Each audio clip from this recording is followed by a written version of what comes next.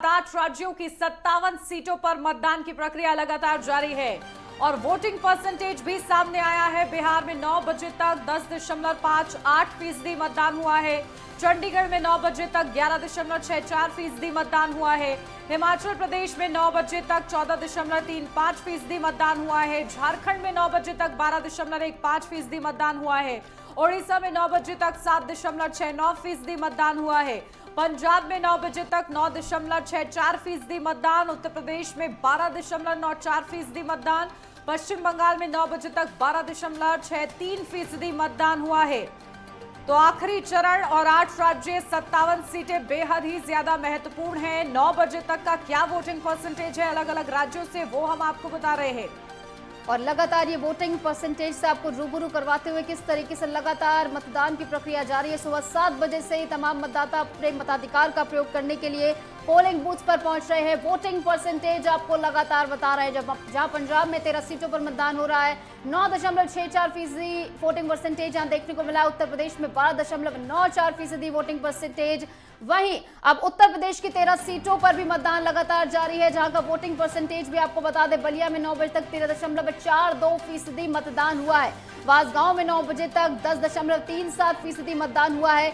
चंदौली में 9 बजे तक 14.34% मतदान हुआ है। देवरिया की बात करें तो 9 बजे तक 13.74% मतदान यहाँ पर हुआ है। गाजीपुर में 9 बजे तक 13.32% वोटिंग परसेंटेज देखने को मिला है। घोसी में 9 बजे तक 10.32% मतदान हुआ है। गोरखपुर की बात कर ले 12.99%, कुशीनगर में 13.50%, महाराजगंज में 14.44% मतदान हुआ है। मिर्जापुर में 14.93% मतदान हुआ है।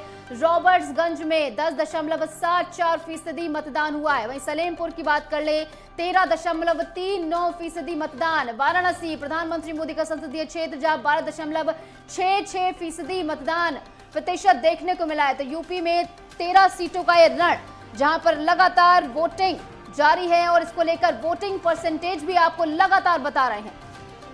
तो 9 बजे तक का ये वोटिंग परसेंटेज है और आज ये आखिरी चरण है। इस चरण के बाद सीधे नतीजों का दिन होगा, लेकिन उससे पहले आज उत्तर प्रदेश की 13 सीटों पर मतदान की प्रक्रिया लगातार जारी है। 8 राज्य 57 सीटों पर आज वोटिंग हो रही है। कई दिग्गजों की साख दांव पर है इस दौरान, चाहे फिर गोरखपुर की बात कर लें या फिर वाराणसी की बात कर ले। खुद प्रधानमंत्री नरेंद्र मोदी मैदान में उतरे हुए हैं। बेहद ही ज्यादा हाई प्रोफाइल सीट बनी हुई है। हिमाचल प्रदेश की मंडी और हमीरपुर सीट बेहद ही ज्यादा खास बनी हुई है। इसी के साथ बिहार की भी कई सीटें बेहद ही ज्यादा महत्वपूर्ण है। पटना साहिब की अगर बात कर ले, रविशंकर प्रसाद मैदान में है। ऐसे में कड़ा मुकाबला समझा जा रहा है आज इस 7वें और आखिरी चरण के लिए। तो उत्तर प्रदेश की 13 सीटों पर मतदान की प्रक्रिया लगातार जारी है। वोटिंग परसेंटेज हम लगातार आपको बता रहे हैं। 9 बजे तक बांसगांव में 9 बजे तक 10.37% मतदान हुआ है। चंदौली में 9 बजे तक 14.34% मतदान हुआ है। देवरिया में 9 बजे तक 13.74% मतदान सामने आया है। गाजीपुर में 13.32% मतदान हुआ है। घोसी में 10.32% मतदान हुआ है। और इसी के साथ गोरखपुर में 9 बजे तक 12.99% मतदान हुआ है। तो कुशीनगर में 9 बजे तक 13.50% मतदान, महाराजगंज में 9 बजे तक 14.44% मतदान हुआ है। इसी के साथ मिर्जापुर में 14.93% मतदान हुआ है। तो रॉबर्ट्सगंज में 9 बजे तक 10.74% मतदान हुआ है। सलेमपुर में 13.39% मतदान हुआ है और वाराणसी में 9 बजे तक 12.66% मतदान हुआ है। और लगातार किस तरीके से वोटिंग जारी है, तमाम दिग्गज अपना वोट कास्ट करने के लिए पहुंचे। यहां पर सीएम योगी आदित्यनाथ की तस्वीर हम आपको दिखा रहे हैं, जहां पर वोट कास्ट करने के लिए वो पहुंचे थे। 8 राज्यों की 57 सीटें, जिनमें 13 सीटें बेहद अहम। पूर्वांचल की ये 13 सीटें, जहां पर सीएम योगी आदित्यनाथ लगातार उनको साधने का प्रयास कर रहे थे। इस बीच ये 6 तस्वीरें भी आपको दिखा रहे हैं तमाम दिग्गज की। लालू परिवार जब वोट कास्ट करने पहुंचा तब की तस्वीर। दूसरी तस्वीर में आप देख सकते हैं मिथुन चक्रवर्ती अपना वोट कास्ट करने के लिए पहुंचे, जिस दौरान जनता से अपील भी करते नजर आए कि ज्यादा से ज्यादा वोट करें। अनुराग ठाकुर हमीरपुर से बीजेपी प्रत्याशी है, जो अपना वोट कास्ट करने के लिए पहुंचे अपने पिता के साथ। इसी के साथ चौथी तस्वीर आप देखिए संजय टंडन, जिन्होंने वोट कास्ट किया। फिर 5वीं तस्वीर में आप देख सकते हैं पंजाब के सीएम भगवंत मान अपना वोट कास्ट करने के लिए पहुंचे। और यूपी के मंत्री दयाशंकर मिश्रा की भी ये तस्वीर, जहां पर अपने परिवार के साथ वोट कास्ट करने के लिए पोलिंग बूथ पर पहुंचे। बिल्कुल, तो 6 तस्वीरें, 6 दिग्गज आज अपने मताधिकार का प्रयोग करते हुए नजर आए और कहीं ना कहीं उनके परिवार से कैंडिडेट भी मैदान में उतरे हुए हैं, इसलिए भी खास हो जाता है। लालू परिवार ने वोट डाला है, मीसा भारती की साख दांव पर लगी है 7वें चरण में। ऐसे में मुकाबला दिलचस्प है और लालू परिवार भी घर से बाहर निकला है, अपना वोट कास्ट करता हुआ नजर आया है। मिथुन चक्रवर्ती ने भी वोट डाला है, अनुराग ठाकुर ने भी वोट डाला है, प्रत्याशी भी वो हैं भारतीय जनता पार्टी की तरफ से। तो संजय टंडन ने अपना वोट कास्ट किया है, पंजाब सीएम भगवंत मान ने वोट डाला है, तो यूपी के मंत्री दयाशंकर मिश्र ने भी वोट कास्ट किया है। तो ये 6 तस्वीरें हैं जो तमाम दिग्गज चेहरों ने आज अपने मताधिकार का प्रयोग किया है।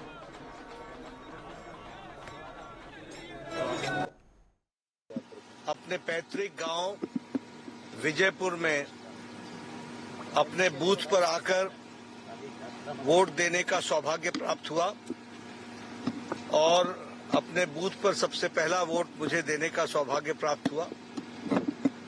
मैं सबसे अपील करता हूं कि सशक्त भारत के लिए, सक्षम भारत के लिए, सामर्थ्यवान भारत के लिए और आत्मनिर्भर भारत के लिए सभी मतदाता ज्यादा से ज्यादा मतों के साथ अपना मतदान का प्रयोग करें और सभी मतदाता भारी संख्या में आकर अपने मतदान का प्रयोग करके प्रजातंत्र को भी मजबूत बनाएं और भारत को समर्थ भारत, सक्षम भारत, आत्मनिर्भर भारत और विकसित भारत इस संकल्प को पूरा करने में अपना योगदान करें। आज प्रातः यहाँ मुझे अपने गांव वासियों से भी, अपने भाई बहनों से भी मिलने का सौभाग्य प्राप्त हुआ। मन को भी बहुत अच्छा लगा, पुराने मित्रों से भी मिलने का सौभाग्य प्राप्त हुआ और मैं इसको प्रजातंत्र का त्योहार मानता हूं, उत्सव मानता हूं और प्रजातंत्र को मजबूत करने का इस उत्सव को ज्यादा से ज्यादा लोग मनाएं और सामर्थ्यवान भारत को आगे बढ़ाने में अपना योगदान करें। अगर आप पोलिंग बूथ पर देखेंगे तो भारी उत्साह है। लोग लोकतंत्र के पर्व को मनाने के लिए सुबह पहला काम मतदान करने का कर रहे हैं और ये उत्साह दिखाता है कि दुनिया के सबसे बड़े लोकतंत्र में फिर एक बार अच्छी सरकार को चुनने के लिए लोग वोट कर रहे हैं और देश को आगे बढ़ाने के लिए उनका सहयोग और वोट मिलेगा। और आशा करता हूं 7वें चरण में, 7 चरणों की सबसे ज्यादा वोटिंग 7वें चरण में हो, क्योंकि ये जो उत्साह है ये वोट में तब्दील होना चाहिए। बार बार जीत रहे हो तो अभ्यास हो गया जीतने का, इसलिए आसान है इस बार जीतना। चारों जीतेंगे और ज्यादा बहुमत से जीतेंगे। हमें तो आशा है 6 के 6 कमल खेलेंगे, चारों लोकसभा और 6 के 6 ये 400 पार चली गई पार। अब वो आप, ये जनता तय करेगी, ये आप तय करने वाले नहीं हैं, आप नहीं तय कर देंगे, ये जनता तय करती है कि 10 लाख पार होगा कि 4 लाख पार। क्यों चुनना चाहिए कांग्रेस को, भाजपा? बिल्कुल इसलिए चुनना चाहिए कि महंगाई, बेरोजगारी, भ्रष्टाचार, हमने हर चीज को कंट्रोल कर। महंगाई कहाँ है आज? आज दाल 180 रुपए किलो है, 200 रुपए किलो है, 400 का सिलेंडर 1000 में बिक रहा है। आप कह रहे हैं मेरा वोट देना फर्ज था, फर्ज दिया एज ए नागरिक। लाइन में खड़ा हुआ, लाइन से बाहर नहीं गया। लोगों ने कहा कि आप आगे आके दीजिए, मैंने कहा नहीं, लाइन में खड़ा होकर वोट दूंगा। मैं 40 मिनट तक, आपने देखा होगा, मैं खड़ा ही हूँ, वोट देकर आ गया, बस खत्म। मेरा जो काम था 30 तारीख तक, मेरे सेंट्रल कमेटी जो हमारे बॉस है, हमको कहा था कि ये करने को, मैंने कर दिया। मेरा राजनीतिक कर्तव्य था वो मैंने कंप्लीट किया। अभी आज से मैं फिल्म लाइन में घुस रहा हूँ, मेरे को कुछ खाना भी तो है, पेट चलाना है ना, तो आज से मैं सिर्फ फिल्म लाइन की बात करूंगा, राजनीति नहीं। आज अभी मैंने अपना मतदान केंद्र पर दिया है और अब मैं अपने क्षेत्र पाटलिपुत्रा की ओर जा रहा हूं। मैं पटना साहिब में विधानसभा क्षेत्र का निवासी हूं और एक निवासी नागरिक की हैसियत से मेरा ये दायित्व बनता है कि अपने मत का प्रयोग करें। मैं तो आग्रह करूंगा सभी लोगों से कि काम के पहले, जलपान के पहले मतदान केंद्र पर जाइए, मतदान कीजिए। और मैं अब जा रहा हूं पाटलिपुत्रा लोकसभा के जनता से आशीर्वाद प्राप्त करने के लिए। तो 8 राज्य 57 सीटें, बेहद ही ज्यादा दिलचस्प मुकाबला। और क्योंकि ये आखिरी चरण है, इसके बाद नतीजों की बारी है, तो सबकी निगाहें 4 जून के लिए टिकी हुई हैं। लेकिन इस बीच हमारे साथ जानकार जुड़ गए हैं, जल्दी से आपको रूबरू करा देती हूँ। हमारे साथ मनीष शुक्ला, वरिष्ठ पत्रकार, जुड़ गए हैं। मनीष जी, आपका बहुत स्वागत। हमारे साथ रितेंद्र माथुर, वरिष्ठ पत्रकार, जुड़ गए हैं। रितेंद्र जी, आपका भी बहुत स्वागत। और हमारे साथ हमारे वरिष्ठ संवाददाता राजकुमार चौधरी भी जुड़ गए हैं। इससे पहले कि मेहमानों का रुख करें, राजकुमार आपके पास आती हूँ, क्योंकि आखिरी चरण का ये मुकाबला कितना दिलचस्प होता हुआ नजर आ रहा है। और जिस तरीके से 9 बजे का वोटिंग परसेंटेज भी आया है, क्या विश्लेषण कीजिएगा आज इस आखिरी चरण में?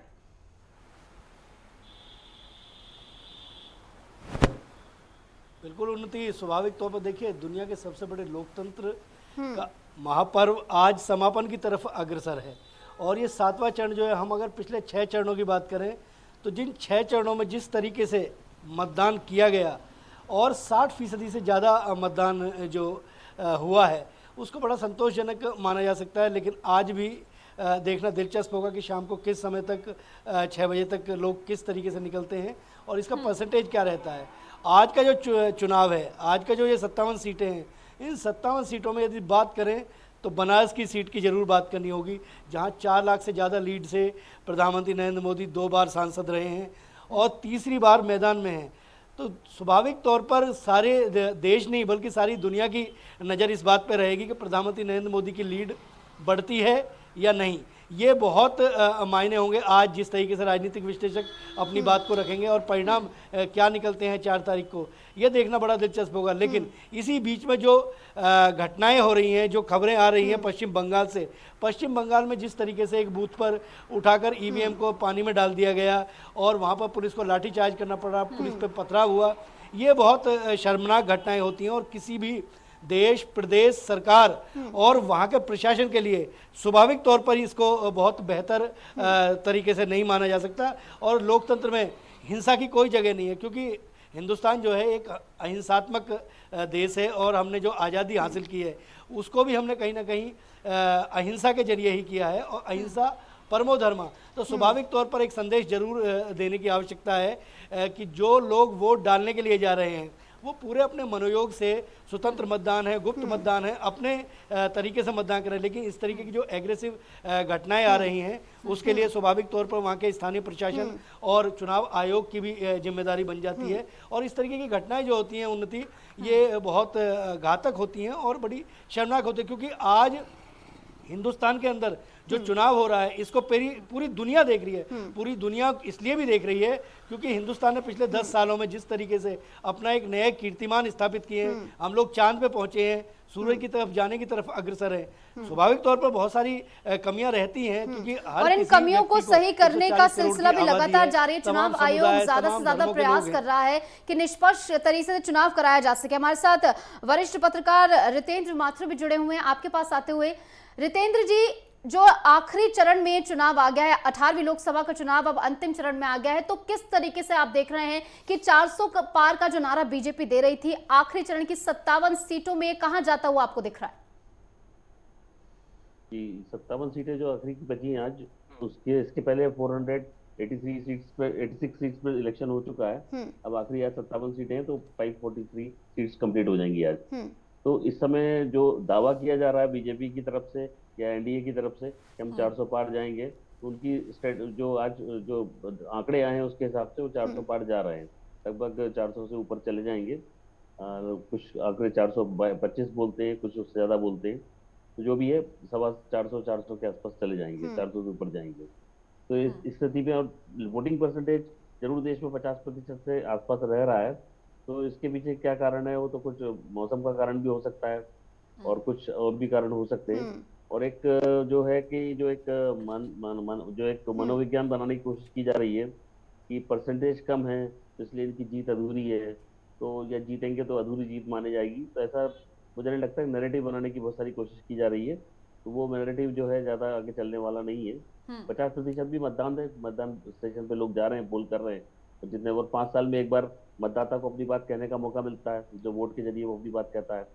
एक सामान्य व्यक्ति अपनी बात सरकार तक कैसे पहुंचाए, तो वोट ये उसका रास्ता है। और जहाँ रोका जा रहा है, वहाँ हिंसा हो रही है, उनके रास्ते में रोड़े अटकाए जा रहे हैं, वो ठीक नहीं हो रहा है। उसको जो केंद्र सरकार ने जो तैयारी की गई है चुनाव आयोग को करके उनके खिलाफ कार्रवाई करनी चाहिए।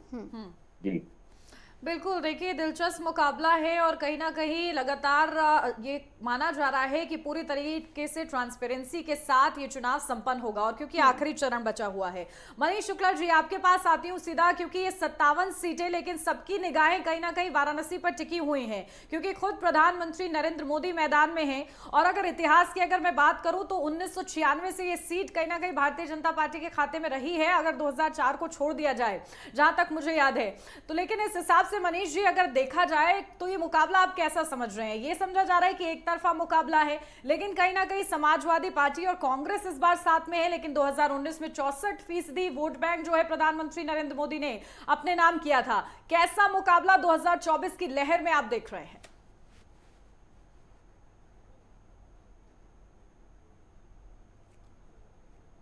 मनीष जी, आपकी शायद ऑडियो जो है म्यूट है, उसे अनम्यूट कर लीजिए एक बार।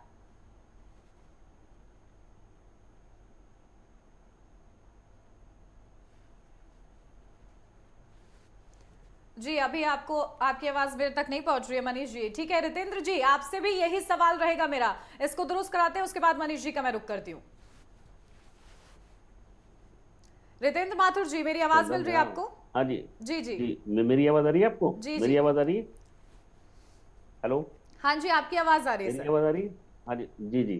तो ऐसा है कि ये जो देश के अंदर कुछ सीटें ऐसी हैं जहाँ पर एक जो पकड़ बन जाती है किसी पार्टी की तो बनी रहती है, उसको चेंज नहीं करी जाती। जैसे अब कुछ क्षेत्र है, मैं आपके गोरखपुर का जैसे उदाहरण लें, गोरखपुर में लंबे समय से इनके गुरु गोरक्षनाथ जी जो थे, गोरक्षनाथ पीठ के जो पीठाधीश्वर थे, जी इनके योगी आदित्यनाथ जी के गुरु जी, वो वहाँ लंबे समय से जीतते रहे। उसके बाद खुद अब जो योगी आदित्यनाथ वहां से जीत रहे हैं, इस तरीके से वहाँ पकड़ बनी हुई है बीजेपी की। ऐसे कुछ क्षेत्र हैं, बनारस भी ऐसे उनमें से एक है, कुछ और कॉन्स्टिट्यूंसी देश के अंदर जो पक्की है।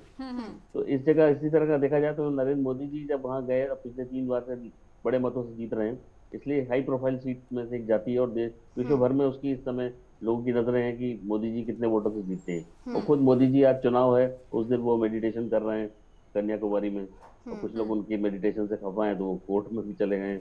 अब देखिए क्या होता है, पता नहीं, अभी कोर्ट ने सुनवाई भी नहीं की। अब किसी के मेडिटेशन पे किसी को क्या आपत्ति, ये पता नहीं समझ नहीं आता, पर फिर भी कुछ लोग जा रहे हैं। तो लोगों ने इस तरफ अपना काफी गिराया है।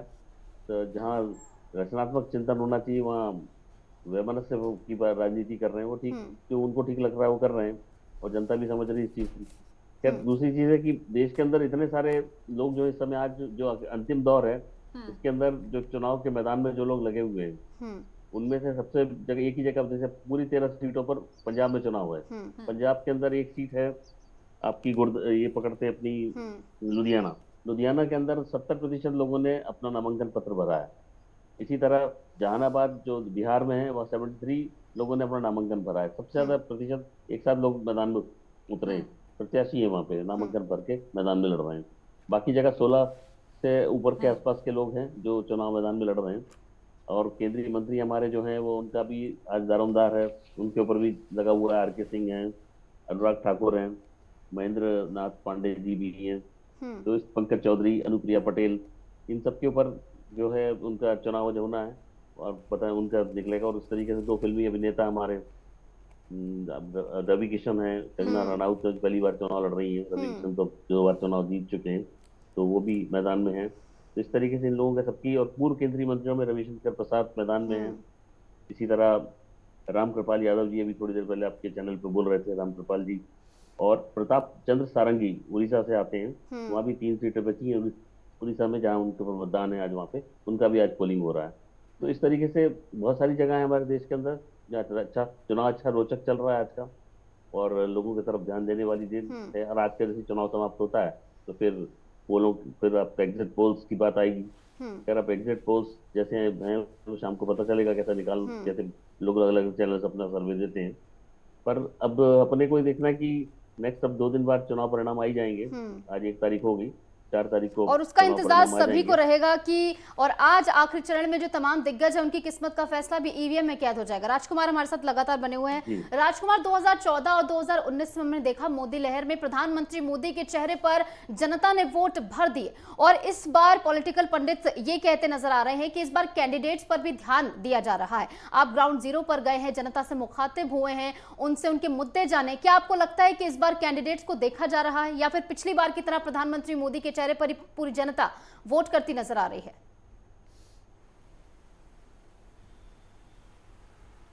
देखिए निशु, ये चुनाव जो है ये 7 चरणों में हुआ है और इसमें आप देखिए, अगर गौर से देखेंगे तो पहले 2 चरण जो थे उसमें केवल प्रधानमंत्री नरेंद्र मोदी के आसपास ये पूरा चुनाव घूमता हुआ दिखा।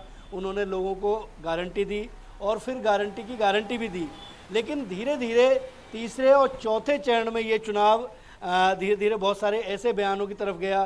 संविधान की बात कर लें, चाहे आरक्षण की बात कर लें, धीरे धीरे जब चौथे चरण की तरफ चुनाव गया तो चौथे चरण के बाद कहीं ना कहीं कैंडिडेटों पर ध्यान दिया गया और प्रधानमंत्री नरेंद्र मोदी अपना जो भाषण जब शुरू करते थे तो स्वाभाविक तौर पर वहाँ की स्थानीय भाषा को लेकर सभी को एक तरह से सबसे संवाद स्थापित करने के साथ साथ आगे बढ़ते थे। लेकिन चौथे चरण में आते आते उन्होंने कैंडिडेटों का जिक्र करना शुरू कर दिया कि ये सीट, इस सीट से ये सांसद हैं, ये कैंडिडेट हैं, ये कैंडिडेट बहुत अच्छे हैं, इन्होंने बहुत अच्छा काम किया है, आपको इन्हें वोट देनी चाहिए, अगर ये मजबूत होंगे तो मैं मजबूत होऊंगा। तो ये जो एक दौर है, ये जो स्ट्रेटजी, देखिए राजनीतिक जो व्यवस्था होती है उसमें पर डे क्या करना होता है, अनदिखाई होती है। जब चुनाव परिणाम के लिए निकलते हैं, जब जनता के बीच में जाते हैं तो जनता का रिएक्शन क्या आता है, उसके बाद उसका एक विश्लेषण किया जाता है और विश्लेषण करने के बाद आगे की रणनीति तय की जाती है। तमाम चरणों में देखो तो जितने भी चरण थे उन चरणों में तकरीबन 1-1 सप्ताह का अंतर रहा गया। तो समझने के लिए, समीक्षा करने के लिए, बयानों को तैयार करने के लिए एक निश्चित समय जरूर मिला कि लोगों की फीडबैक क्या आ रही है। तो स्थानीय स्थितियां, अब आज अगर बात करें हम तो पूरे पूर्वी उत्तर प्रदेश की बात करें तो गोरखपुर, उसमें कहीं अछूता नहीं है, गोरखपुर है, महाराजगंज है, कुशीनगर है, जौनपुर है, ये तमाम जो इलाके हैं ये सारे इलाके एक ऐसे इलाके पड़ते हैं कि जहाँ एक बाहुल्यता होती है। हरिशंकर तिवारी के दौर की बात कर लें, जैसे बात कर रहे थे अभी गोरखपुर की, तो गोरखपुर में लगातार 17 साल तक सांसद रहे उत्तर प्रदेश के मुख्यमंत्री योगी आदित्यनाथ। उन्होंने वहाँ के लोगों का प्रतिनिधित्व किया और किस तरीके की परिस्थितियों से वहाँ से निकल के वो चुन के आए और किस तरीके से उन्होंने किन चीज़ों का सामना किया।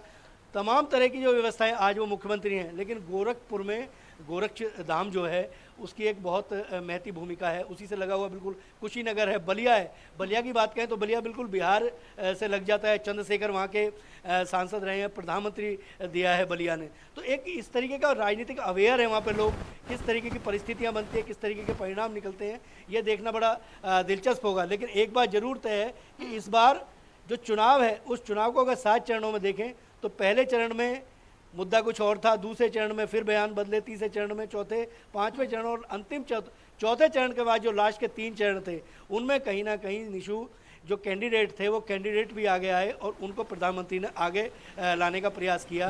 तमाम जो व्यवस्थाएं हैं, 400 पार का नारा दिया है, तो ये तमाम जो व्यवस्थाएं, पिछली बार 303 पे भारतीय जनता पार्टी रही, लेकिन जो लीड थी बहुत सारे सीटें ऐसी रही कि जिसमें 3-3 लाख वोटों से ज़्यादा अंतर से भारतीय जनता पार्टी के कैंडिडेट हारे। लेकिन उन्हें अपनी साख बचानी बहुत ज़रूरी है। बहुत सारे नेता ऐसे हैं, बड़े नेता, स्मृति ईरानी की बात कर लें, तमाम जो नेता हैं जो 3-3, 4-4 बार, जो तीसरी बार मैदान में हैं, उनके सामने जरूर एक चुनौती ये है कि क्योंकि जनता उनसे ये जरूर पूछेगी अगर उन्होंने अपने यहाँ डेवलपमेंट नहीं किया होगा तो आज उनके पक्ष में क्या मतदान होगा, ये 4 तारीख को स्पष्ट तौर पर पता लग जाएगा। लेकिन एक बात जरूर तय है, जो हवाएं निकल रही हैं, जो ग्राउंड जीरो से जो चीज़ें मिली हैं, बहुत सारे ऐसे कैंडिडेट हैं जिनसे जनता खफा रही है, लेकिन उसके बावजूद कई बार विकल्प नहीं होता तो फिर आदमी मोदी की तरफ देखने ही लगता है। तस्वीर तो है ये राजकुमार, जो देखिए, व्यवस्थाएं हैं, अब विकास ये की बात कर लें, तस्वीर बेरोजगारी की बात किस कर लें, तरीके से साफ होती है, बस इसका बेसब्री से इंतजार है हर किसी को। ठीक है, हमारे साथ तमाम जानकार भी बने हुए हैं, सीधा उनका रुख करते हैं। मनीष जी, अब मेरी आवाज मिल रही है आपको?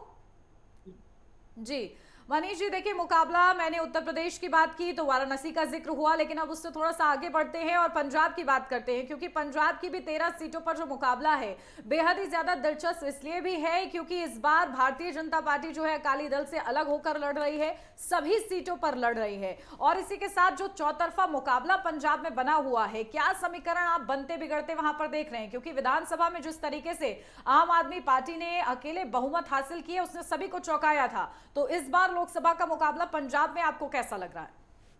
देखिए, पंजाब में निश्चित रूप से जो विधानसभा में एक लहर थी, एक तूफान टाइप का था आम आदमी पार्टी के लिए, वो तो अब नहीं दिख रहा है। वहां पर त्रिकोणीय मुकाबला है। बीजेपी निश्चित रूप से शुरू से ही वहां पर, चाहे प्रधानमंत्री हो या प्रदेश अध्यक्ष हो सुनील जाखड़ जी, उन्होंने कहा कि हमारे लिए बिल्कुल नई पिच है और हम इस पर पूरी तरह से खेलेंगे। और सारी सीटों पर उन्होंने उम्मीदवार जो उतारे हैं वो बड़े ही मजबूत हैं, अपनी तरह से एक सक्षम उम्मीदवार हैं, चाहे वो कैप्टन अमरिंदरजीत सिंह की पत्नी हो या जो रिटायर्ड आईएएस थी वो हैं।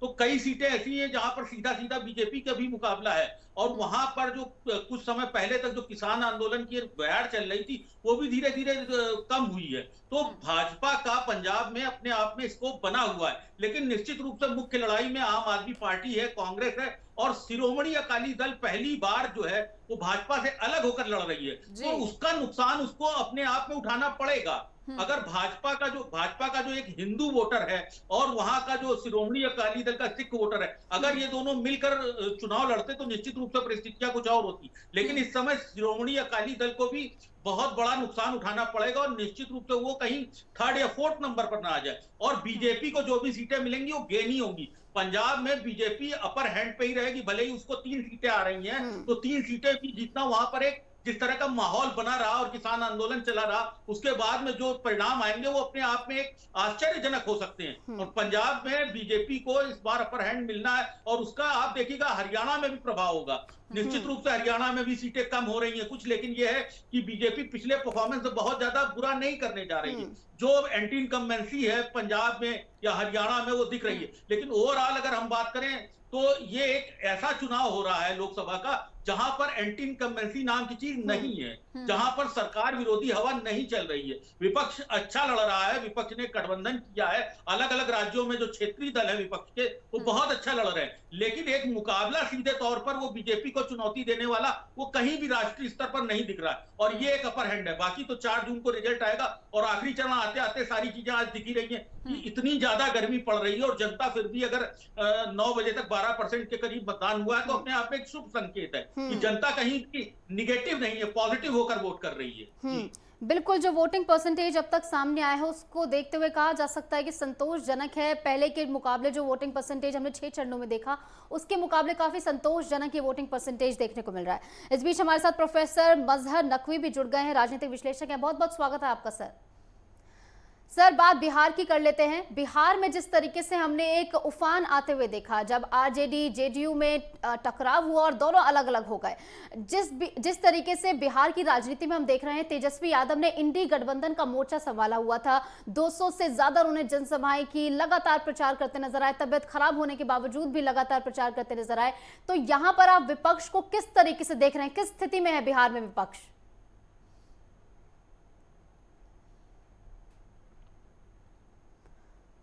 मजहर जी, आप तक मेरी आवाज पहुंच पा रही है?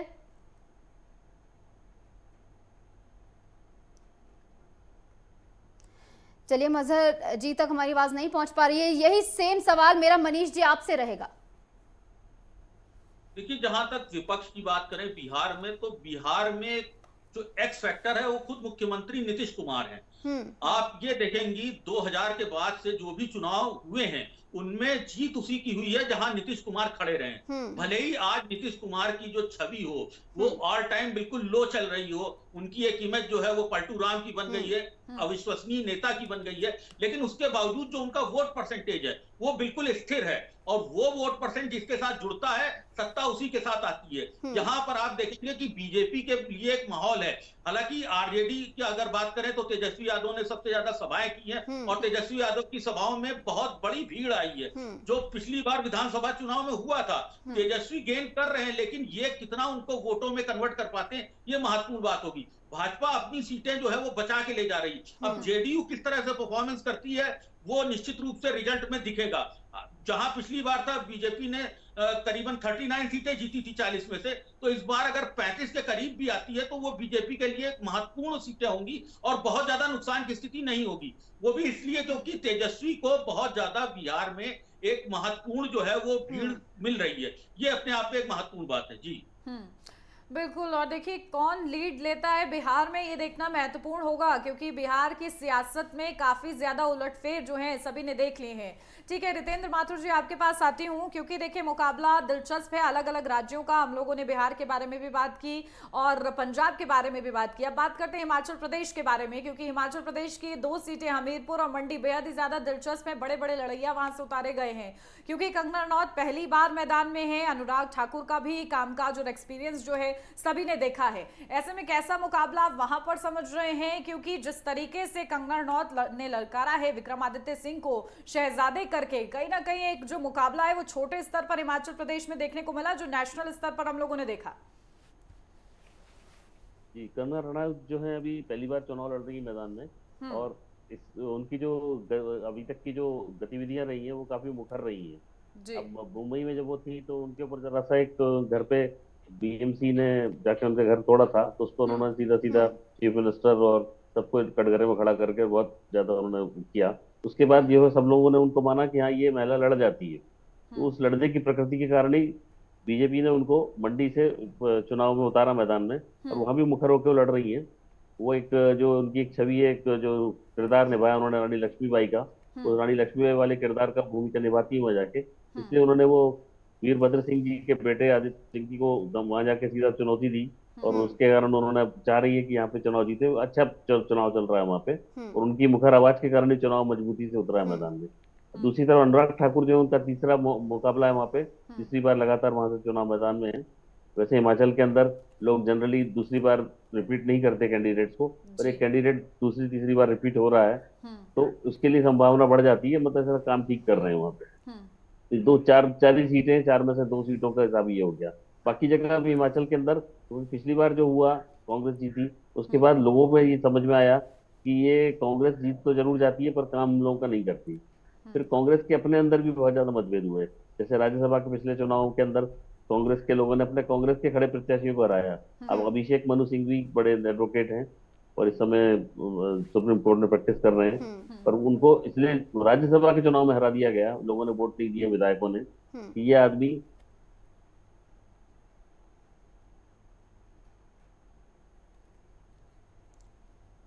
बिल्कुल रितेंद्र जी, शायद आपकी आवाज हम तक नहीं पहुंच पा रही है। तो देखिए लगातार मुकाबला आप जिस तरीके से समझा रहे हैं, वाकई हिमाचल प्रदेश में भी खास बना हुआ है, और कहीं ना कहीं जिस तरीके से बीजेपी ने कैंडिडेट मैदान में उतारे हैं इस बार, चाहे 6 चरणों की बात क्यों ना करें, बहुत सोच समझ के और तमाम समीकरण साधते हुए उतारे गए हैं। कईयों को रिपीट भी किया गया है, तो कई नए चेहरे, कई अनुभवी चेहरे। इसका जो एक बैलेंस देखने को मिला, उसका कितना फायदा होता है बीजेपी को, ये देखना महत्वपूर्ण रहेगा। अब मेरे सहयोगी सवाल करेंगे। जी, मेरा सवाल राजकुमार जी से, जिस तरीके से विपक्ष की स्थिति फिलहाल के 6 चरणों में हमने देखी, और सबसे ज्यादा नजर जो फिलहाल बनी हुई है वो बीएसपी पे बनी हुई है, और बीएसपी की अगर बात करें 2019 में लगभग 20% वोट बीएसपी ने हासिल किए थे, और इस बार के मुकाबले को त्रिकोणीय बनाने में सबसे बड़ा रोल जो है वो बीएसपी का ही है। और बीएसपी का किस तरीके से स्थिति आप इस बार के चुनाव में देख रहे हैं, क्योंकि सबसे ज्यादा वोट वो समाजवादी पार्टी के ही काटते नजर आएगी, क्योंकि समाजवादी पार्टी और बीएसपी का वोट बैंक कुछ सिमिलर सा नजर आता है।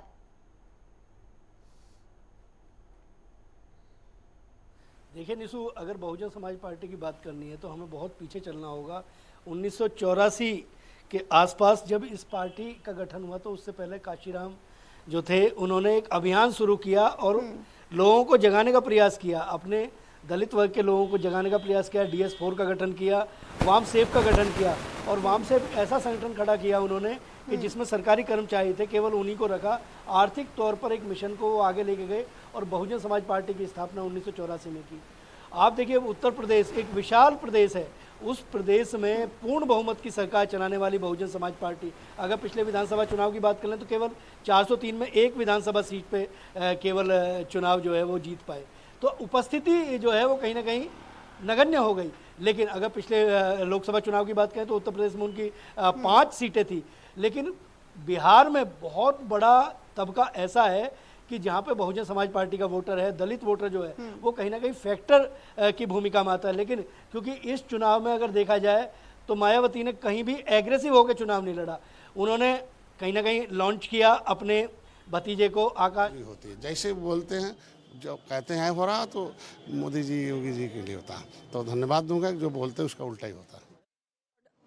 I hope. Yes, that's right. I feel wonderful. This is a tough position for you. No, not at all. I think it's easier. I'll get a better margin than before, God willing. Agenda in Punjab, ma'am. Akali Dal's agenda has always been the same: communal harmony, peace, and progress. Thank you.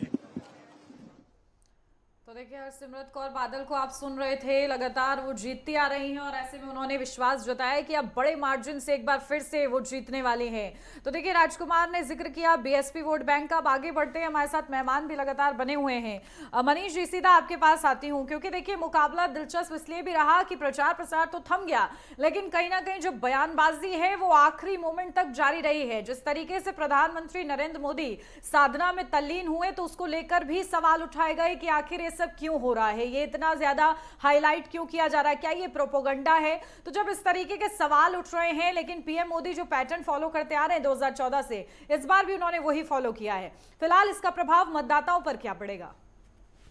देखिए, प्रधानमंत्री जी अपने हर कृत्य से संदेश देते हैं और उन्होंने अगर ध्यान किया है तो पिछली बार आपने देखा होगा केदारनाथ जी में ध्यान किया था जाकर, और बिल्कुल उन्होंने जो चुनावी गतिविधियां थी, जो उस समय की बयानबाजियां थी, उनसे हटकर वहां पर 2 दिनों तक उन्होंने अंतिम चरण के चुनाव में ध्यान लगाया और उसके बाद में जब निकले थे तो पूर्ण विश्वास के साथ, तो जनता को ये उन्होंने इस बार भी यही संदेश दिया है कि जो हम हैं 400 पार की जीत है हमारी, वो पक्की है और आगे की तैयारी हम कर रहे हैं। उसके लिए एनर्जी अपनी, चाहे आध्यात्मिक रूप से हो, उन्होंने ये भी साबित किया है कि जो भारत की जो विकास है उसमें आध्यात्म का भी एक सांस्कृतिक जो है धरोहर, उसका भी बहुत बड़ी भूमिका है। भले ही वो राम मंदिर हो या काशी विश्वनाथ कॉरिडोर का निर्माण हो, आप महाकाल को देखें, तो इस तरह के जो एक संदेश है, जो सांस्कृतिक विरासत को भी विकास के साथ जोड़ना है और जो हमारी जो अपनी जो प्राचीन पद्धतियां हैं, योग पद्धति हो, विश्व में योग को जो स्थान दिलाने का महत्व या ध्यान जिस तरह से करते हैं, हर संकेत जो है वो कहीं ना कहीं संदेश देता है। तो इस बार भी उनका जो ध्यान योग है वो संदेश दे रहा है। विपक्ष इस तरह की जैसे विपक्ष आलोचना कर रहा है तो उसका कोई मतलब नहीं बनता है। भाई मंदिर में तो प्रियंका गांधी भी गई, उन्होंने शिमला के मंदिर में पूजा की, या अन्य दलों के नेता भी पूजा कर रहे हैं। तो उससे आप जो व्यक्तिगत एक आपका जो एक सोच है, जो विचार है, आप उससे आप किसी की आलोचना नहीं कर सकते हैं। और निश्चित रूप से विपक्ष जो है हमेशा उसका ये दांव उल्टा ही पड़ता है, क्योंकि हिंदुस्तान में जो है आज भी आध्यात्म संस्कृति है, उसका एक बहुत ही महत्वपूर्ण स्थान है और संवेदनशील है जनता इसके प्रति। आप अपने धर्म को लेकर बहुत ज्यादा जागरूक और संवेदनशील, आप इसीलिए देखिए चुनाव में जो बड़े बड़े मुद्दे हैं वो रह गए, लेकिन आरक्षण का मुद्दा रहा, वो बहुत जमकर चला। और उसके बाद में धर्म का मुद्दा रहा। प्रधानमंत्री लगातार कहते भी रहे कि धर्म के नाम पर आरक्षण नहीं होने दूंगा, अपने जीते जी नहीं होने दूंगा। तो प्रधानमंत्री ने स्पष्ट संदेश दिया और ये उनकी एक राजनीतिक जो है वो कला है और एक उनका एक तरीका भी है संदेश देने का। और यही योग के जरिए, ध्यान योग के जरिए जो 45 घंटे का ध्यान योग वो लगाने जा रहे हैं, या वो कल तक जो दोपहर तक उनका ध्यान चलेगा लगातार, तो यही संदेश देगा कि हम जो है पूर्ण बहुमत के साथ आ रहे हैं और ताकत जो है हमारी, ऊर्जा जो है उसको हम एक तरह से संगठित कर रहे हैं। ये एक संदेश है जी। बिल्कुल, प्रधानमंत्री मोदी तो लगातार जनता को साधने का प्रयास कर ही रहे थे। उन्होंने लगातार जनसभाओं को संबोधित किया जिसमें तमाम मुद्दों पर हावी होते नजर आए, वो विपक्ष पर, चाहे वो राम मंदिर का मुद्दा हो या फिर आरक्षण का आपने जिक्र किया, मुस्लिम आरक्षण का मुद्दा हो। रितेंद्र जी, आपके पास आते हुए देखिए इस बार के चुनाव में विपक्ष जो है वो बेहद कॉन्फिडेंस के साथ सामने उभर कर आ रहा है, क्योंकि आप देखिए आम आदमी पार्टी दावा कर रही है कि 150 में सिमट जाएगी, तेजस्वी यादव कह रहे हैं कि 130 में सिमट जाएगी बीजेपी। तो जो कॉन्फिडेंस फिलहाल के लिए विपक्ष में देखने को मिल रहा है, इसके पीछे आप क्या राज देखते हैं? ये ऐसा है कि भ्रम उत्पन्न किया जा रहा है कि उनके अंदर बहुत कॉन्फिडेंस है। अंदर से ऐसा कॉन्फिडेंस नहीं है। वो मान के समझ में चल रहा है, उनको भी समझ में आ रहा है चुनाव सभाएं देखकर उनकी क्या स्थिति बनने वाली है। दूसरी सबसे बड़ी चीज होती है, कोई भी पॉलिटिकल पार्टी जब चुनाव मैदान में उतरती है तो उसके पास पोल मैनेजमेंट कैसा है, पोलिंग बूथ पे उसका अरेंजमेंट कैसा है और आखिरी मिनट में मतदाताओं को कैसे पोलिंग स्टेशन तक वो लेके जाते हैं। इस पूरे प्रक्रिया के अंदर विपक्षी देश की जो इंडी गठबंधन के लोग हैं वो बहुत ज्यादा सफल नहीं हो रहे हैं। जहाँ लोग स्पॉन्टेनियस आ रहे हैं वहां उनको वोट मिल रहे हैं, बाकी वो अपनी कोशिशों के जरिए नहीं ले पा रहे हैं। अब जैसे हमारे मनीष जी ने पहले मुझसे कहा, तो मैं उनकी बात को थोड़ा सा आगे बढ़ाता हूँ कि नरेंद्र मोदी जी एक तरफ कन्याकुमारी में ध्यान मग्न है, ठीक उसी समय जहाँ आध्यात्मिक रूप से एक नए संदेश दे रहे हैं, उसी समय एक संदेश और आता है कि यूपीए सरकार ने जो सोना लंदन में गिरवी रख दिया था वो भारत आ गया है, तो वो भी इधर से आ गया। तो दोनों चीजें चल रही है, एक तरफ हमारा आध्यात्मिक भी चल रहा है और आर्थिक रूप से भी देश के जब ध्यान दे रहे हैं वो दोनों दशाओं में देश के सामने जो बातें आ रही है, लोगों के सामने साफ साफ आ रही है कि सरकार खाली अध्यात्म पर या दूसरी तरफ ही ध्यान नहीं दे रही, अर्थ पर भी ध्यान दे रही है और आर्थिक स्थिति देश की मजबूत करने के लिए क्या प्रयास किए जाने चाहिए उस पर ज्यादा मजबूती से ध्यान दे रही है। तो आने वाले समय में भारत की आर्थिक स्थिति मजबूत होगी, होनी भी चाहिए जो, और परिणाम कैसे होंगे जैसे आपने पूछा कि विपक्ष जो है वो दावे कर रहे हैं अपना, इस समय नैरेटिव्स बना रहे हैं वो लोग, तो क्या होता है कि आखिरी में जितना बोल सके बोल देते हैं, तो बोल रहे हैं खाली कि हम इतने मजबूती से खड़े हैं, जबकि उनको हकीकत मालूम है कि वो क्या स्थिति में, क्योंकि जब चुनाव अब आज जैसे शाम को जब प्रेस कॉन्फ्रेंसेस होंगी अगर विपक्षी दल के लोगों की, उससे उनके संकेत साफ मिल जाएंगे कि वो क्या कहना चाहते हैं। जैसे ईवीएम के उन्होंने रोना शुरू कर दिया है, मतदाताओं को पता जा रहा है कि ईवीएम जो चल रही है हमारी वहाँ वो ठीक से काम नहीं करती है, स्लो हो जाती हैं, ये सब चीजें जो बोलना शुरू कर रहे हैं वो एक तरीके से एक अपने आप को फेस सेविंग टैक्टिक्स शुरू कर दी उन लोगों ने। कल जब परिणाम आएंगे तो उस समय में क्या बोलना है, उसके पूर्व कवायद तैयार कर ली उन्होंने, तैयारी कर ली है। बिल्कुल, देखिए अपने अपने दावे हैं और लगातार कहीं ना कहीं कॉन्फिडेंस दिखाने का भी प्रयास हो रहा है, तो कहीं कॉन्फिडेंस नजर भी आ रहा है। ठीक है मनीष जी, आपके पास आती हूँ क्योंकि हम लोग अलग अलग राज्यों का जिक्र कर रहे हैं, तो पश्चिम बंगाल की भी डायमंड हार्बर का अगर जिक्र करें तो खुद ममता बनर्जी के भतीजे, जिनको लगातार वो पोर्ट्रे करने की कोशिश में रहती हैं और प्रधानमंत्री भी इसको लेकर काफी बार तंज कस चुके हैं कि किस तरीके से परिवारवाद पूरे विपक्ष में है, और ममता बनर्जी की जब बात होती है तो वो अपने भतीजे को प्रमोट करती हुई नजर आती है। फिलहाल पश्चिम बंगाल की जो स्थिति बनती बिगड़ती हम लोगों ने देखी है, ओबीसी का जो आरक्षण का मुद्दा है उस पर तीखी टिप्पणियां देखी हैं, उसके बाद आखिर ये मुकाबला आप कैसे देख रहे हैं? क्या वहां का जो मतदाता है वो जागरूक हो पाएगा, क्या वो परिवर्तन चाहेगा, या फिर जिस तरीके से कोर वोट बैंक जाता रहा है ममता दीदी के खाते में इस बार भी जाएगा? देखिए पूरे देश में जहां पर भी अगर अग्रेसिव चुनाव की बात हो रही है तो वो केवल और केवल बंगाल में दिख रहा है। जी। बंगाल में एक तरफ तृणमूल कांग्रेस है और उसके 10-15 सालों का एक शासनकाल है, और दूसरी तरफ जो उससे लड़ाई जो करने के लिए है वो बीजेपी ग्रास रूट पे आकर लड़ रही है। वो चाहे संदेश खाली का मुद्दा हो या फिर यहाँ पर मिदनीपुर में हुआ हो पिछले दिनों का, या जादवपुर में हुआ, कहीं भी भाजपा जो है वो बैकफुट पर नहीं है, लड़ाई बिल्कुल। और इसीलिए ममता बनर्जी लगातार बीजेपी को टारगेट कर रही है, क्योंकि एक समय जो माकपा का जो वोट बैंक था वो पूरी तरह से तृणमूल कांग्रेस में आके शिफ्ट हो गया है, और कांग्रेस वहां पर पूरे राज्य में कहीं भी लड़ाई में है नहीं, और भाजपा जो है निश्चित रूप से प्रिंसिपल अपोनेंट पार्टी हो गई है।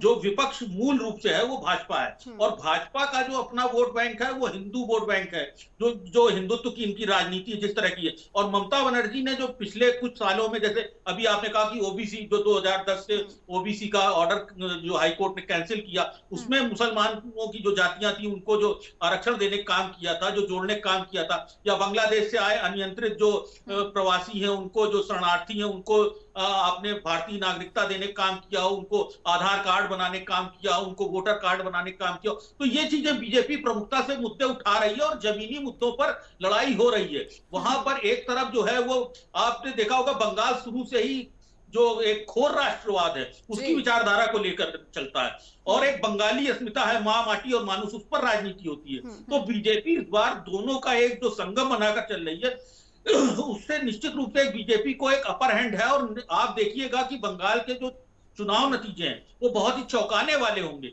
हार जीत भी बहुत कम अंतर से ही होगी, चाहे वो कलकत्ता हो, उसके आसपास की सीटें हो, या जो भीतरी बंगाल की जो राजनीति है वहां पर बीजेपी अच्छा कर देती है इस बार, ऐसा नजर आ रहा है।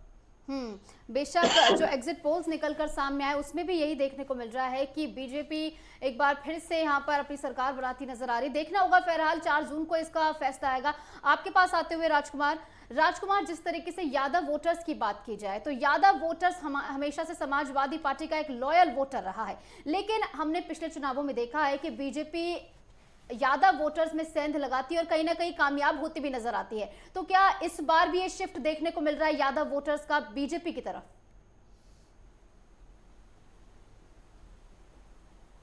देखिए निशु, अगर यादव वोटर की बात करनी है तो हमें मध्य प्रदेश चलना होगा। मध्य प्रदेश में शिवराज सिंह चौहान भारतीय जनता पार्टी के इतने कद्दावर नेता रहे हैं, वो युवा मोर्चा से लेकर तमाम महत्वपूर्ण पदों पर रहे हैं। उनके नेतृत्व में चुनाव लड़ा गया, विधानसभा का चुनाव, और विधानसभा जीतने के बाद वहाँ से मुख्यमंत्री यादव जाति का बनाया गया और सीधा सीधा एक संदेश देने का प्रयास किया गया कि यादव जाति के भी बिल्कुल भारतीय जनता पार्टी विरोध में नहीं है, उनको भी पूरा सम्मान दिया जाएगा। और स्टार प्रचारकों की सूची में लाके मध्य प्रदेश के मुख्यमंत्री को उत्तर प्रदेश के बहुत सारे इलाकों में भेजा गया। लेकिन क्योंकि उत्तर प्रदेश और मध्य प्रदेश की पृष्ठभूमि बहुत अलग है, लोग अलग तरीके से देखते हैं, लोगों का रहन सहन का तरीका भी बहुत अलग है। लेकिन उसके बावजूद क्योंकि जब तक मुलायम सिंह थे तो मुलायम सिंह से कहीं ना कहीं यादव वोटर जो था वो जुड़ा हुआ था। अब अखिलेश यादव के नेतृत्व में जब समाजवादी पार्टी गई तो समाजवादी पार्टी को कहीं ना कहीं समाजवादी पार्टी की साइकिल को यादव अपना मानता रहा है। लेकिन अगर पिछले चुनाव और चुनाव के परिणामों की बात कर लें तो बहुत सारे ऐसे परिणाम सामने आए। आजमगढ़ एक ऐसा अवैध दुर्ग रहा है कि जहां से समाजवादी पार्टी के मुखिया मुलायम सिंह यादव जब मुखिया थे तो तमाम जो केवल जाके पर्चा भराते थे और जाके चीज़ों को कराते थे। उसके बाद अखिलेश यादव वहाँ से मेंबर ऑफ पार्लियामेंट रहे। अखिलेश यादव ने छोड़ा तो अखिलेश यादव के भाई वहाँ से चुनाव हार गए, धर्मेंद्र यादव, और अखिलेश यादव भी इस बार आजमगढ़ ना जाकर कन्नौज गए। तो एक कहीं ना कहीं एक ध्रुवीकरण होता है। देखिए, वोटर जो है, वोट कहीं भी कोई बधुआ नहीं है। आज के समय में लोकतंत्र एक अलग दिशा में जा गया है। आज सोशल मीडिया का ज़माना है, थोड़ी सी देर में चीज़ें बहुत आगे निकल जाती हैं। पहले चीज़ें सामने नहीं आती थी, पहले केवल जो अखबार थे, लिमिटेड चैनल थे, केवल उन्हीं के माध्यम से सूचना तंत्र बनता था। आज एक क्षेत्र में किस तरीके की अभद्र भाषा का इस्तेमाल किसके लिए किया जाता है, तो एक आदमी जब अपने आप को जोड़ता है तो स्वाभाविक तौर पर कहीं किसी का ठेकेदार नहीं कहा जा सकता। अगर दलित वोटर की बात की जाए तो दलित वोटर आज अगर मायावती के, अगर बहुजन समाज पार्टी से कहें कि 100% वहाँ पर जड़ गया, नहीं, ध्रुवीकरण होता है। क्योंकि लोग जब सक्षम हो जाते हैं, लोग जब पढ़ लिख जाते हैं, लोग जब साक्षरता दर बढ़ रही है तो उसके बाद आदमी कहीं ना कहीं अपने विवेक का इस्तेमाल करता है और जाति से ऊपर उठकर भी कई बार वोट होती है। राजनीति में इस बात का बिल्कुल मना नहीं किया जा सकता, क्योंकि जब राजनीतिक पार्टियां टिकट देते समय ये देखती हैं कि किस पार्टी का प्रभुत्व वहाँ है, किस पार्टी की कितनी वोटें हैं, तो इसको इग्नोर नहीं किया जाता। लेकिन उसके बावजूद भी अब जो नई पीढ़ी है वो कहीं ना कहीं जातिवाद से ऊपर उठ के आ रही है और भारतीय जनता पार्टी ने तमाम मोर्चों पे इन सब चीज़ों का बहुत इस्तेमाल किया है। इस चुनाव में क्या परिणाम निकलते हैं देखना बड़ा दिलचस्प होगा, क्योंकि शिवपाल यादव का जिस तरीके से शिवपाल यादव को सम्मान दिया जाता है, अगर उत्तर प्रदेश के मुख्यमंत्री योगी आदित्यनाथ की बात कर लें तो वो चचा कह के संबोधित करते हैं। तो एक राजनीति का एक अलग परिप्रेक्ष्य है, उसमें एक तमाम जो बयान है, अगर बयानों की बात करें तो अखिलेश यादव के जो बयान हैं उन बयानों को अगर आप गौर से देखेंगे तो जो विधानसभा के चुनाव में पुलिस पुलिस है, पुलिस पुलिस पुलिस है, पुलिस, ये वाला जो दौर है, ये बयान जो है ये बहुत मायने रखते हैं। और इससे कहीं ना कहीं आदमी पढ़ा लिखा जो वोटर है वो अपने आप को जाति, धर्म और तमाम जो चीज़ें हैं उससे अलग हटाकर एक मुख्य धारा में लेके आने का प्रयास करता है। लेकिन फिर बात घूम के वहीं आ जाती है कि देखना दिलचस्प होगा कि 4 तारीख को परिणाम क्या निकलते हैं। लेकिन ध्रुवीकरण जरूर हुआ है, कहीं किसी क्षेत्र में ये नहीं कह सकते कि एक साथ वोट गया है। जाति और धर्म ये फैक्टर ऐसे हैं जो कि चुनाव इनके आसपास ना चाहते हुए भी सिमट ही जाता है और राजनीतिक पार्टियां जमकर इसको इन मुद्दों पर अपनी रोटियां सेक भी लेते हैं और इसका कहीं ना कहीं फायदा और खामियाजा भुगतना भी पड़ता है। ठीक है रितेंद्र माथुर जी, आपके पास आती हूं, क्योंकि देखिए हम लोग जिस तरीके से चुनाव का जिक्र कर रहे हैं, अगर पहले चरण का मैं जिक्र करूं और शुरुआती चरण में जिस तरीके से कांग्रेस के नेता राहुल गांधी की तरफ से कहा गया था कि हमारी लड़ाई शक्ति के खिलाफ है, अब प्रधानमंत्री नरेंद्र मोदी वहीं शक्ति साधना करते हुए नजर आ रहे हैं। हालांकि इस मुद्दे को लेकर बीजेपी निर्वाचन आयोग तक पहुंची थी, लेकिन कहीं ना कहीं जो ये कहा जा रहा है बीजेपी की तरफ से कि एक शक्ति को पूजने वाले लोग हैं और एक शक्ति के खिलाफ लड़ने वाले लोग हैं, भले ही इस बयान को जिस तरीके से पोर्ट्रे करने का प्रयास हुआ है, क्या इसका कुछ फायदा मिल सकता है एनडीए को? जी बिल्कुल ऐसा है कि इस पर चर्चा बहुत अच्छा है, क्योंकि हमारे देश के अंदर काफी मतलब पिछले 20-25 साल से इस विषय पर चर्चा चल रही है कि धर्म क्या है, राजनीति क्या है, और राजनीति धर्म के एक साथ रहना चाहिए, धर्म को राजनीति में आना चाहिए, धर्म में राजनीति आनी चाहिए, ये सब विषय बहुत समय से चर्चा के चल रहे हैं। अच्छा, कुछ हमारे देश के अंदर एक विपक्ष है, वो हमेशा एक अपना एजेंडे लेके चलता है, उस एजेंडे पे बात करता है जो भारत के साथ में ऐसे नहीं खाता। और दुनिया के अंदर कोई भी अगर धर्म अगर राजनीति में नहीं है तो आदमी अगर धार्मिक ही नहीं होगा या धर्म का अनुशासन है धर्म, तो उस चीज को नहीं मानेगा तो राजनीति में रह नहीं सकता। तो उसकी अपने व्यवस्था है और उस चीज को मानते हैं, तो इसलिए दोनों आपस में शक्ति ऐसा है कि शक्ति आपके विचार में है, विचार की एक अपनी शक्ति है, शब्दों की शक्ति है, विचारों की शक्ति है। तो आध्यात्मिक पूजा करने से वो चीज प्रबल होती है, ये बात सही है। और जो राहुल गांधी जी बीच में बोल रहे हैं तो वो तो बोल देते हैं कुछ भी और फिर उनको चर्चा चलती है, उनके व्यंग बनता है, बहुत सारी मजाक बनता है उनकी चीजों का। तो ये चीज उन्होंने मैं शक्ति को नहीं पूछता, मैं शक्ति के विरोध में बोलता हूँ, तो बोला उन्होंने जो अपना बात बोल रही थी। नरेंद्र मोदी जी उसी चीज को स्थापित कर रहे हैं कि शक्ति क्या है ये।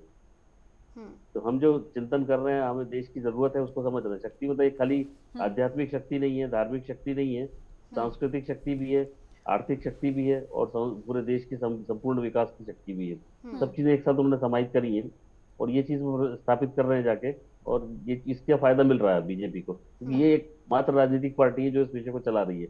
बाकी राजनीतिक पार्टियां इस विषय पर चर्चा ही नहीं करती।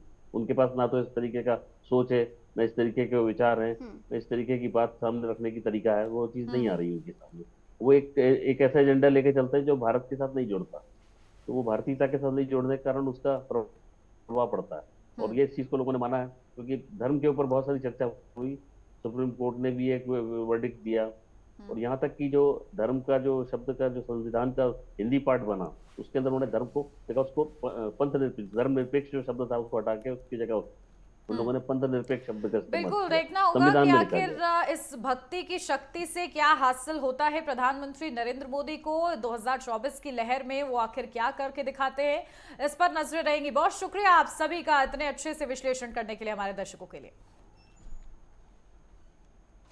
चंडीगढ़ में बीजेपी प्रत्याशी संजय टंडन ने अपने परिवार के साथ मतदान किया और लोगों से ज्यादा संख्या में मतदान करने की अपील की। इस दौरान उनसे खास बातचीत की हमारे नेटवर्क 10 के संवाददाता ने, आपको सुनवाते हैं।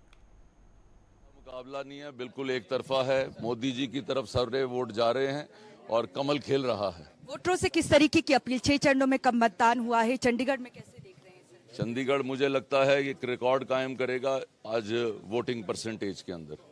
आश्वस्त हैं 400 पार होगा? बिल्कुल 100%। धन्यवाद सर। संजय टंडन को आपने सुना, जो कि बीजेपी के उम्मीदवार हैं चंडीगढ़ से। इनका कहना है कि 400 पार का जो एनडीए ने नारा दिया है वो जरूर पूरा करेगी एनडीए, और वहीं अपनी जीत को लेकर भी आश्वस्त है। इनका कहना है कि चंडीगढ़ में किसी से बीजेपी को कोई चुनौती नहीं है। तो अब दिखाते हैं, देखिए किस तरीके से देवरिया से हमारे UP state head Raghavendra Pratap Singh ने जायजा लिया है, क्या तस्वीरें वहां से निकल कर आ रही हैं, एक नजर उस पर डालिए। इस समय हम देवरिया लोकसभा सीट का जो सलेमपुर लोकसभा सीट है देवरिया जनपद की, वहां पे मौजूद हैं और सुबह के लगभग 8 बजने वाले हैं। और आप तस्वीरों में देख सकते हैं किस तरह मतदाताओं की लाइन लगी हुई है, जिसमें महिला मतदाताओं की संख्या ज्यादा दिखाई दे रही है। वो अपने मत का प्रयोग करते हुए यहाँ पे दिखाई दे रहे हैं। वहीं पुरुष और महिला की बात करें तो दोनों अलग अलग लाइन लगी हुई है और निर्वाचन आयोग द्वारा ये तैयारियां की गई हैं कि महिलाओं की लाइन अलग रहे और पुरुषों की लाइन अलग रहे। तो अगर सुरक्षा की बात करें तो पुलिस व्यवस्था भी यहाँ पे सुचारू रूप से दिखाई दे रही है और कहीं से भी कोई अव्यवस्था नहीं दिखाई दे रही है। और जितने भी यहाँ मतदाता आ रहे हैं शांति से अपने मत का प्रयोग करते हुए दिखाई दे रहे हैं। अलग अलग बूथ बने हुए हैं यहाँ पे कॉलोनी के हिसाब से, या ये कहिए कि पट्टी के हिसाब से। और ये इस जगह पे जहां हम खड़े हैं, सलेमपुर लोकसभा क्षेत्र का वो गांव है जो बिहार जनपद से भी सटा हुआ है। बिहार का जो सिवान जिला है उससे इसकी सीमाएं सटती हैं। इसके अलावा बलिया से भी इसकी सीमाएं सटती हैं। पिछली बार इस लोकसभा सीट पे भारतीय जनता पार्टी के रविंद्र कुशवाहा विजयी हुए थे। इस बार भी ऐसा बताया जा रहा है कि लड़ाई में वो काफ़ी आगे देख रहे हैं। हारेगा कौन, जीतेगा कौन, ये तो नतीजे 4 जून को पता चलेंगे। लेकिन अगर वोट की बात करें तो सुबह 7 बजे से ही यहाँ मतदाताओं की लाइन लगी हुई है और सारे मतदाता शांतिपूर्वक आकर अपने मत का प्रयोग करते हुए दिखाई दे रहे हैं। यहाँ शिक्षा और स्वास्थ्य पर लोग वोट कर रहे हैं। जो है यहाँ पे लंबी लाइनें लगी हुई हैं, लेकिन महिला मतदाताओं की संख्या ज्यादा दिखाई दे रही है। रुझान बता रहा है कि महिलाएं बिल्कुल देश के लिए वोट कर रही हैं। देश के लिए तो सभी करते हैं, लोकतंत्र के लिए सभी करते हैं। देश के लिए क्या असर है? देश का असर यह है कि राम मंदिर पर सब महिलाएं, राम मंदिर सब जाकर अयोध्या के दर्शन कर आई हैं भगवान राम का, और वहाँ सब इन्होंने शपथ लिया है कि हम वोट करेंगे, भाजपा को जिता रहे हैं टोटली औरतें। जो युवाओं की बात कर लें तो जिस तरह से विकसित भारत की बात मोदी करते हैं, उसको लेकर युवाओं का जोश भी आज भी मोदी से कम नहीं हुआ है। और आज भी मोदी का लोकप्रियता का ग्राफ वैसे ही है जैसे 2014 के लोकसभा चुनाव में देखने को मिला था। और यही शायद मोदी की ताकत भी है कि वो जनता के बीच में जिस तरह से अपनी लोकप्रियता बनाए हुए हैं, जिस तरह से विश्वसनीयता बनाए हुए हैं, ये भारतीय राजनीति में बहुत कम नेताओं को नसीब होता है। वीडियो जर्नलिस्ट दिलीप के साथ मैं राघवेंद्र प्रताप सिंह, नेटवर्क 10, देवरिया। तो 8 राज्यों की 57 सीटों पर लगातार मतदान जारी है। 904 उम्मीदवार चुनावी मैदान में हैं, जिनकी किस्मत का फैसला आज ईवीएम में कैद हो जाएगा। फिलहाल रुक रहे हैं छोटे से ब्रेक के लिए, लौटेंगे कुछ ही देर में।